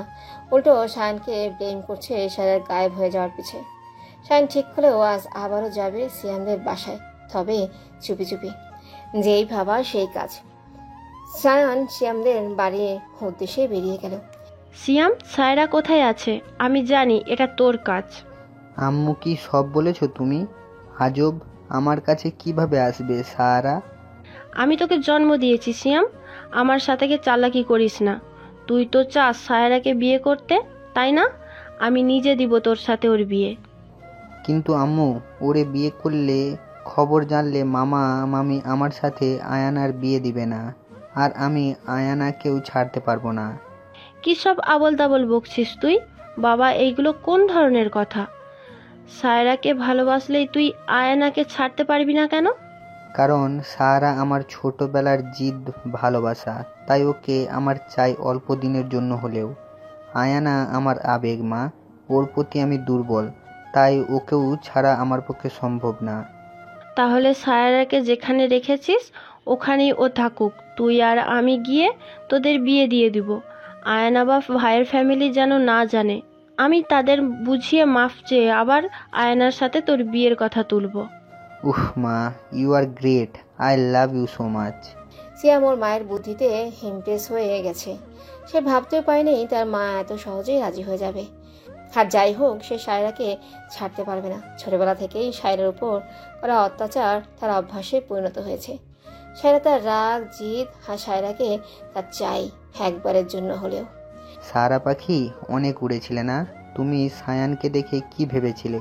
সায়ান ফিরে এসেছে, এখন কে তোমাকে বাঁচাবে? আমি সিয়াম বেঁচে থাকতে এসব কখনোই হবে না। সায়ন তোকে কখনোই পাবে না, আর না খোঁজ পাবে তুই কোথায় আছিস। শ্যাম এতক্ষণ মনে মনে দাঁড়িয়ে এসব কথা ভাবছিল। সে জানে তার কি করতে হবে। সে তার মাকে পুরোপুরি বিশ্বাস করে। শ্যামের মা যখন শ্যামকে একবার বলেছে, তখন সে সায়রা আর আয়না দুজনকেই এনে দিবে তাকে। কি হয়েছে? এইভাবে দাঁড়িয়ে কি ভাবছিস তুই সিয়াম? আব কিছু না আম্মু, আমার ক্ষুধা লাগছে, খাবারের ব্যবস্থা করো, আমি রুম থেকে ফ্রেশ হয়ে আসি। শ্যাম চলে যাওয়ার পরে শ্যামের মায়ের হাসি খুশি মুখ এবার গম্ভীর হয়ে গেল। ছেলের সামনে যতই নিজেকে স্বাভাবিক রাখার চেষ্টা করুক না কেন, সে তো সত্যি আশ্চর্য হয়ে গেছে ছেলের কাছে। কিন্তু একবার যখন সে ছেলেকে কথা দিয়েছে, তার তো সে কথা রাখতেই হবে। আর এমনি সায়রাকে তার প্রয়োজন আছে। তার তো এতগুলো বছর সায়রাকে নিজের কাছে আটকে রেখেছে। সায়রা জ্ঞান ফিরতে নিজেকে এক রুমে আবিষ্কার করলো। মাথায় হাত দিয়ে চেপে রেখে উঠে বসলো। সায়রাকে দেখে মনে হচ্ছে সে নেশা করেছে, এমন লাল হয়ে আছে তার আঁখি যুগল। মেয়েটার মুখ শুকিয়ে আছে। সায়রাকে দেখে মনে হচ্ছে সে নিজের মধ্যে নাই। সামনে তাকিয়ে দেখে টেবিলের উপর পানির জগ আর গ্লাস রাখা। সে কোনো মতে উঠে টলতে টলতে সেখানে গিয়ে বাম হাত দিয়ে পানি ঢেলে খেয়ে নিল। আয়ানা আপু, মামিমা, সায়ান ভাইয়া, তোমরা কোথায়? আমাকে এখানে আটকে রেখেছো কেন? সায়রার কথাগুলো কেমন অস্পষ্ট হয়ে ভেসে আসছে, গলার স্বর কেমন অদ্ভুত শোনা যাচ্ছে। নিজেই নিজের উপর বিরক্ত হচ্ছে সায়রা। এমন কেন লাগছে তার? ঘুমে চোখ ভেঙে আসছে। সে আবার ধূপ করে ফ্লোরে বসে পড়ল। দাঁড়িয়ে থাকা পসিবল হচ্ছে না তার। সে ধীরে ধীরে বেডের মধ্যে গিয়ে আবারও শুয়ে পড়ল। সায়ান শিয়ামদের বাড়ি থেকে কিছুটা দূরে বসে রইল। যখন শিয়াম বা ওর মা কোথাও যাওয়ার জন্য বের হবে, সে তাদের ফলো করবে। সায়ানের পুরো বিশ্বাস, সে যদি ওদের ফলো করে তাহলে সে সায়রার কোনো না কোনো খবর পাবেই। সায়রা কেমন আছে, কি করছে, এসব ভেবে সায়নের চোখ থেকে দুফোঁটা পানি গড়িয়ে পড়ল। এতগুলো দিনের পর সে সায়রাকে পেয়েছিল। কত বছর অপেক্ষা, খোঁজ, আজ আবার পেয়েও সে তার পিচ্চি সায়কে হারালো। হে কষ্ট সে কিভাবে সইবে? তার পিচ্চি যদি কোনো ক্ষতি করে দেয় শিয়াম বা ফুপি, তাহলে সায়ান সে কি নিয়ে বাঁচবে? সায়ান যে তার ছোট্ট পিচ্চি সায়কে ভালোবাসে, সে তো তার সায়কে জানাতেও পারলো না কতটা ভালোবাসে সায়কে। এসবের মধ্যে সায়ানের ফোন বাজতে শুরু করলো। সায়ান ফোন রিসিভ করে কানে তুলল। ভাইয়া, তুমি কোথায় আছো? সায়ুর কোনো খোঁজ পেয়েছ? না রে আয়ু, আমি সায়ুর কোনো খোঁজ পাচ্ছি না। আমার পিচিটা কোথায় হারিয়ে গেল রে বোন আমার। তো এসব আর ভালো লাগছে না। ভাইয়া, সন্ধ্যা হয়ে গেছে, বাসা আসো, আবার কাল খুঁজতে বের হইও। না রে আয়ু, আমি আজ আসবো না। আমার জন্য চিন্তা করিস না, আমি সায়ুকে খুঁজে এরপর ফিরবো। ওখানেই বসে বসে অপেক্ষা করতে লাগলো যে কখন তারা বের হবে আর সে তার সায়ুর খোঁজ পাবে। সায়নের পূর্ণ বিশ্বাস সায়ুর খোঁজ সিয়াম আর ফুপিই জানে। ওদিকে সিয়াম ওর মাকে বকেই পিছের গেট দিয়ে বের হয়ে গেছে সায়রার কাছে যাবে বলে। ওখানে গিয়ে সায়রাকে যদি রাজি না করাতে পারে তাহলে সে তার মাকে কল দিলেই তার মা তখন যেন চলে যায়। সিয়াম সায়রাকে যেখানে আটকে রেখেছে ওই বদ্ধ রুমে প্রবেশ করে। নিষ্পাপ ঘুমন্ত সায়রার মুখের দিকে নিষ্পলক তাকিয়ে আছে সিয়াম। কি সুন্দর মায়াবী দেখতে সায়রা। সায়রার এই শান্ত স্বভাবের কারণেই তার প্রতি অনুভূতি তৈরি হয়েছে সিয়ামের হাজারো মায়ের অত্যাচার যখন চুপচাপ সহ্য করেও কোনো কথা বিচার দিত না, তখন থেকে সায়রাকে আরও কষ্ট দিত। সিয়ামের এসব অভ্যাসে পরিণত হয়ে গেছিল। তাই ওর মা ওকে সায়রার থেকে দূরে রাখতে বিদেশ পাঠিয়ে দেন পড়ালেখার জন্য। তারপরেও সিয়াম ঠিক করে রেখেছে যে সে সায়রাকেই বিয়ে করবে, আর যেভাবেই হোক সিয়ামের সাথেই তার বাকি জীবন কাটাতে হবে। ছোটবেলায় সায়রা সারাদিন শায়ান ভাই করত। সব আবদার, খাওয়া দাওয়া সব কিছুতেই সায়রার কাছে শায়ান ভাই আগে। এসব সিয়ামের সহ্য হতো না। সিয়াম আর শায়ান সমবয়সী, তবুও শায়ান বেশি ভালোবাসা পেত। সায়রাকে পানি মেরে ঘুম থেকে টেনে তুলল সিয়াম। অনেকটা সময় যাওয়ার পরে সায়রা স্বাভাবিক হলো, আর ধীরে ধীরে সব কথা মনে পড়তে লাগলো। এখানে আনার পর সিয়াম সায়রাকে ড্যাগের উপর রেখেছে যাতে সায়রা কিছু করতেই না পারে। আমাকে কেন এভাবে তুলে আনলেন সিয়াম ভাই? আমি আপনার কি ক্ষতি করেছি? তুই তো আমার সব থেকে বড় ক্ষতিটাই করেছিস। যাই হোক, এত কথার সময় নাই। আজ আমাদের বিয়ে হবে এটা জানাতে এসেছি। সায়রা পায়ের নিচের মাটি সরে গেল। সিয়াম এসব কি বলছে? বিয়ে নিশ্চিত তার মাথা খারাপ হয়ে গেছে। আমার সাথে মজা করা ছাড়ুন আর আমাকে যেতে দিন। শায়ান ভাই হয়তো আমাকে খুঁজছে। আপনার মাথা ঠিক আছে? আমাকে এভাবে তুলে নিয়ে আসার পরে বিয়ের কথা কিভাবে বলছেন? আমি সম্পূর্ণ ঠিক আছি। আমি তোকে বিয়ে করতে চাই। আমি ভালোবাসি তোকে। আপনি আপনার মজা আপনি অবধি সীমাবদ্ধ রাখুন। আর আপনি ভালোবাসেন? হাসালেন। তোর দেখি অনেক সাহস বেড়ে গেছে সায়ন আসার পরে। সাহস দেখানোর মতো আমি তো কিছু করি নাই। আর এসব মজা বাদ দিন, আমাকে যেতে দিন। যেতে দেওয়ার জন্য তো আমি আনি নাই তোকে। আজ একটু পর তোর আর আমার বিয়ে। আমি তোকে ভালোবাসি, এটাই সত্য। ভালোবাসার অর্থ না জেনেও মানুষ নিজের চাহিদার জন্য ভালোবাসি শব্দটা কি সুন্দর ব্যবহার করে, তাই না সিয়াম? তুই ভুল বুঝছিস আমাকে সারা। আমি তোকে সত্যি ভালোবাসি, অনেক বেশি। আচ্ছা, ভালোবাসা মানেই কি আমার সাথে রাত কাটানো? ভুল বুঝিস না আমাকে সায়ু। সিয়াম ভাই, তুমি না আয়না আপুকে ভালোবাসো? না রে, আমি শুধু তোকে ভালোবাসি। আয়ানা শুধু আমার প্রয়োজন। একজন ভালোবাসা তো অন্যজনের প্রয়োজন, এ কেমন ভালোবাসা সিয়াম ভাই? সায়ু প্লিজ, তোকে আমি বোঝাতে পারবো না, তবে আমার দুইজনকেই চাই। যেমন তোর জন্য আয়ানাকে ছাড়বো না, আর না আয়ানার জন্য তোকে। প্লিজ, এইভাবে আর কত নিচে নামবেন? আপনার ওই মুখে আমার নাম নিবেন না। আমার নাম সায়ারা সায়ুর না। আর আপনি না আমার যোগ্য, আর না আয়না আপুর। আমি দোয়া করি আপনার মতো মানুষ যেন আয়না আপুর আশেপাশেও না ঘেঁষতে পারে। এতক্ষণ ধরে আমি খুব ভালোভাবে তোকে বোঝানোর চেষ্টা করেছি, কিন্তু আমি ভুল। তুই ভালোভাবে কথা বলার যোগ্য না। হ্যাঁ, বেরিয়ে আসলেন না নিজের আসল মুখোশে? সে আমার কোনো কথা না বলে চুপচাপ সায়রাকে বাঁধতে লাগলো। সায়রা কোনো কথাই কানে যাচ্ছে না। সায়রা কোনো কথাই সে কানে নিচ্ছে না। আজ যেভাবেই হোক তাকে সায়রাকে বিয়ে করতেই হবে। ফোন বের করে তার মাকে বলল কাজে নিয়ে তাদের পুরান বাড়িতে চলে আসতে। সিয়ামের মা আলমারি থেকে প্রয়োজনীয় সব কাগজপত্র বের করে বাড়ি তালা দিয়ে বের হয়ে গেল। সিয়াম গাড়ি নিয়ে যাওয়ায় তাকে সিএনজি করে যেতে হবে। ফুপিকে এভাবে তাড়াহুড়া করে বের হতে দেখে সায়ানও নিজের গাড়িতে উঠে ফলো করতে লাগলো। সায়ান ফোন বের করে পুলিশকে কল দিল। হ্যালো স্যার, আমি শায়ান মাহমুদ বলছি। আমি আমার লোকেশন আপনাদের সেন্ড করছি। আপনারা আমাকে ফলো করে আমার সাথে আসুন। আমি সায়রার কাছে যাচ্ছি। ওর খোঁজ পেয়েছি আমি। কি বলছেন ডাক্তার মাহমুদ? আপনি জলদি লোকেশন সেন্ড করুন, আমরা আসছি। সায়ান ফোন কেটে দিয়ে আবারও ফলো করতে লাগলো। ফুপি কাজী অফিসের সামনে নেমে ভেতরে গিয়ে কাকি নিয়ে আবারও রওনা দিল। ব্যাপারগুলো সায়ানের খুব সন্দেহ লাগছে। ফুপি তাদের পুরন বাড়িতে গিয়ে থামলো। সায়ান ওখান থেকে অনেকটা দূরেই তার গাড়ি থামিয়ে চুপি চুপি গেল। শ্যাম বাড়ি থেকে বেরিয়ে ওর মাকে জড়িয়ে ধরলো। আম্মু, তুমি গিয়ে সারার পাশে বসো আর বুঝাও।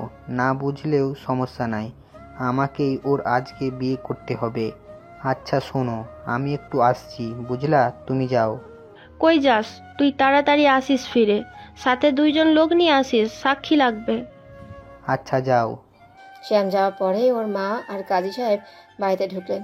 শায়ন আবারও তাদের পিছিয়ে গিয়ে দরজা আড়ালে দাঁড়ালো। সায়রাকে চেয়ারের সাথে বেঁধে রাখা হয়েছে। ফুপিকে দেখে তার চোখ দুটো চলচল করে উঠল। শ্যামের মা সায়রার মুখে বাঁধন খুলে দিল। খালা আমাকে বাঁচান, সিয়াম ভাইয়ের মাথা খারাপ হয়ে গেছে, উনি আমাকে বিয়ে করতে চাইছেন। এত ঢং করার কি আছে? তোর ভাগ্য ভালো আমার ছেলে তোকে বিয়ে করতে চাই। বিয়ে তো তোর সিয়ামের সাথেই হবে, আর যাই হোক। এই নে পেপার, সাইন করে দে। এটা কিসের কাগজ খালা? এত প্রশ্ন করাস কেন? সাইন দিতে বলেছি, তুই দিবি। আমাকে যদি এটা কিসের কাগজ নাই বলেন তাহলে আমি কেন এখানে সাইন করব? বাহ বাজ, 2 দিনে এতটা সাহস কিভাবে হলো রে? তোর সিয়াম তো ঠিকই বলেছে তাহলে। শোন, এটা সম্পত্তির কাগজ। তোর মা তোর নামে আমার বাবার সমস্ত সম্পত্তি লিখে দিয়েছে, তা এখন তুই নিজের ইচ্ছায় আমার নামে লিখে দিচ্ছিস। খালার কথায় আমিও অবাক হয়ে যাই। প্রচুর সম্পদ, তাও নানা ভাইয়ের, সব আমার নামে আম্মু লিখে দিচ্ছে। দরজার আড়ালে থাকা সায়ান ও এসব কথায় প্রচন্ড অবাক হয়ে যায়। সায়ান দেরি না করে পকেট থেকে মোবাইল ফোন বের করে রেকর্ড করা শুরু করে। সারা আশ্চর্য হয়ে তার খালার দিকে তাকিয়ে আছে। কি থেকে কি হচ্ছে সব তো আর ভাবনার বাইরে যাচ্ছে। ছেলে এতক্ষণ বিয়ে বিয়ে করে মাথা কাটছিল, আর মা এখন আসছে সম্পত্তির দলিলে সাইন করাতে। এদের মা ছেলের মাথায় কি গন্ডগোল দেখা দিচ্ছে? ওদিন হাসপাতালে বলল হায়নার সাথে সিয়ামের বিয়েতে কোনো বাধা না দিতে, আর আজ সিয়াম সায়রাকে বিয়ে করবে, ওটা তার ভাগ্য। খালা, আমার মনে হচ্ছে আপনার ডাক্তার দেখানো উচিত। মা ছেলে আমাকে তুলে এনে কি মজা নিচ্ছেন। নানা ভাইয়ের সম্পত্তি কিভাবে মা আমাকে লিখে দিবে? তোর কি মনে হয় সায়রা, আমি তোকে এভাবেই রেখেছি? কিছু চিন্তা ভাবনা ছাড়াই এত বছর পেলে তোকে বড় করেছি? আরে বলদ, আমার বাবার বড় মেয়ে ছিলাম আমি, অনেক আদরের ছিলাম। বাবার পছন্দের ছেলের সাথে বিয়ে ঠিক হয় আমার, কিন্তু আমি ভালোবাসতাম সিয়ামের আব্বুকে। বিয়ের আগে পালিয়ে যাওয়ায় বিয়েটা তোর মায়ের সাথে হয়। তখন থেকে আমার বাবা মা আর আমাকে ভালোবাসে না। পালিয়ে আসার পরে আমি আরও অবাক হই, যাকে আমি ভালোবাসতাম, যা জেনে তার প্রেমে পড়েছিলাম, আসলে তার তেমন কিছুই নাই। উচ্চবিত্ত পরিবারের মানুষ হয় আমি যখন জানতে পারলাম আমার স্বামী বেকার, অনাথ, তখন আমার মাথায় কিছুই আসছিল না। ফিরে যাওয়ার কোনো পথও ছিল না আমার। এরপর অনেক কষ্টে আমি দিন কাটাতাম। সিয়ামের আব্বুর সাথে সিয়াম যখন হয়, তখন তোর মায়ের সাথে আমার দেখা হয়। আমাদের বড় ভাই সায়ানের আব্বু তো তখনও বিদেশে সেটেল, ওখানেই বিয়ে করে থাকছে। এর মানে সব সম্পত্তি তোর মা একাই গ্রাস করেছে। এই সব ভাবনা আর আমাকে ঠিক থাকতে দিল না।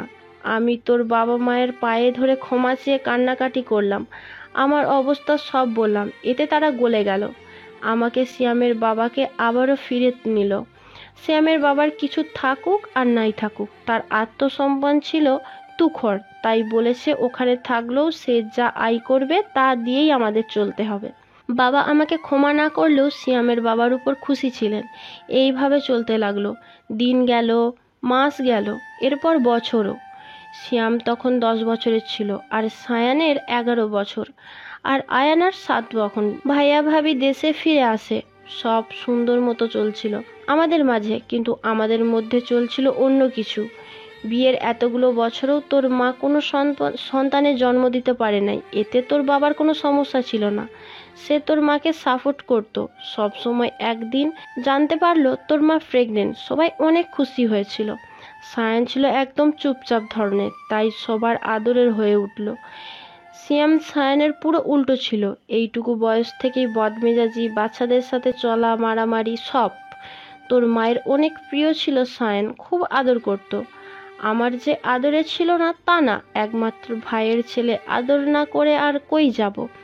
দিন যায়, তোর জন্ম হয়, তুই বড় হতে থাকিস, আর সায়ান তুই বলতে পাগল।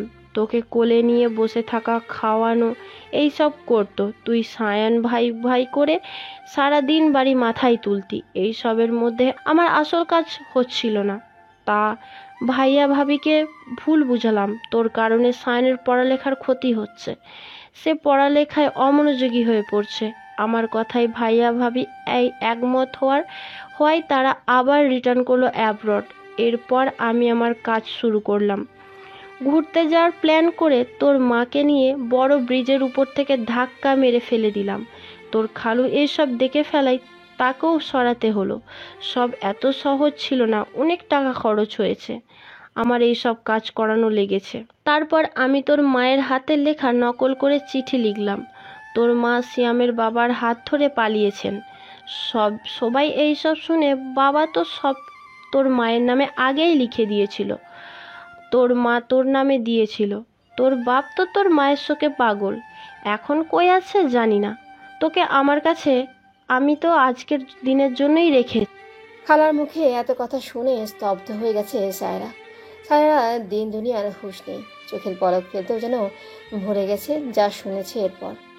এটা তার খালা টাকা পয়সার জন্য এত হাসি খুশি পরিবার নিজের হাতেই ধ্বংস করে দিল। মানুষ এত নিকৃষ্ট কীভাবে হতে পারে? সায়রার চোখ দিয়ে পানি পড়ছে না। সে হয়তো তার বিস্ময় কাটিয়ে উঠতে পারেনি। দূর থেকে সায়ানও পুরো স্তম্ভিত হয়ে দাঁড়িয়ে আছে। এই মানুষটা দুজন মানুষের খুনি আরেকজনকে পাগল বানিয়ে ছেড়ে রেখেছে। সে এত ভালো কীভাবে আছে? তার মধ্যে অনুশোচনার বিন্দু মাত্র চিহ্ন নেই। সায়ান পকেটে মোবাইল রেখে দাঁড়ালো। তখন সায়ানের পিছ থেকে সায়ানকে কেউ লাথি মেরে ফেলে দিল। সায়ান গিয়ে পড়ল সায়রা আর তার খালার দিকে।